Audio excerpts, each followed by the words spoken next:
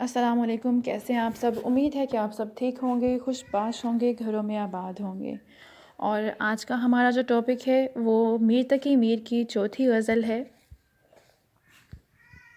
آئیے سٹارٹ کرتے ہیں۔ بسم اللہ الرحمن الرحیم۔ غم رہا جب تک دم میں دم رہا۔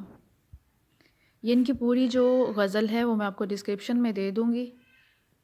میں چاہتی ہوں کہ کم سے کم ٹائم میں آپ کو زیادہ سے زیادہ نالج پرووائڈ کر سکوں، آپ کا ٹائم ضائع نہیں کروں، اور اس لیے میں جو غزل ہے وہ پہلے نہیں ریڈ کر رہی ہوں، آپ اپنے سامنے آلریڈی آپ کے سامنے کھلی ہوگی، یا پھر آپ ڈسکرپشن کو سامنے رکھتے ہوئے میری آواز کو جب سنیں گے تو آپ کو سمجھ آ جائے گی کون سے ورڈز کہاں سے لیے گئے ہیں اور میں کن الفاظ کے بارے میں بات کر رہی ہوں۔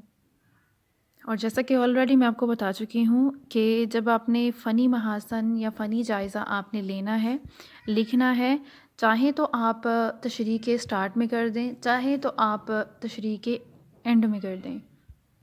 جب آپ کو ورڈز میننگ آتے ہوں گے تو آپ تشریح کر سکتے ہیں، اور تشریح آلریڈی سب بکس میں دی گئی ہے تو آپ کے پاس وہ آلریڈی پرووائڈ ہوگی۔ جب فنی محاسن کی بات آتی ہے تو وہ میں آپ کے سامنے پیش کرتی ہوں۔ میر تقی میر کی یہ غزل بحر رمل میں ہے، اور خاص طور پر اس کا مطلع زبان زد عام ہے۔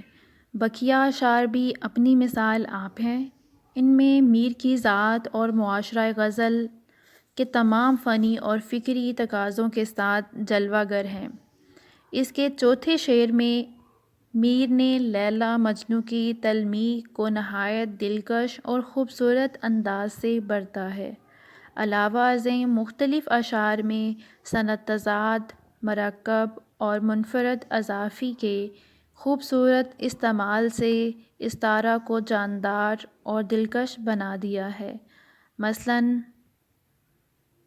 آب ہواں اور سمز صنعت تضاد، اور گوشہ دماغ مرکب اضافی، قطرہ خوں بھی مرکب اضافی جمع، اور احرام زاہد مرکب اضافی، صبح شام مرکب اضافی۔ الغرض میر کی اس غزل کے تمام اشعار انفرادی حیثیت میں بھی نہایت گہرا تاثر رکھتے ہیں۔ یہ غزل مجموعی تاثر کے اعتبار سے بھی بے حد حسین ہے، یا دلکش ہے، یا خوبصورت ہے۔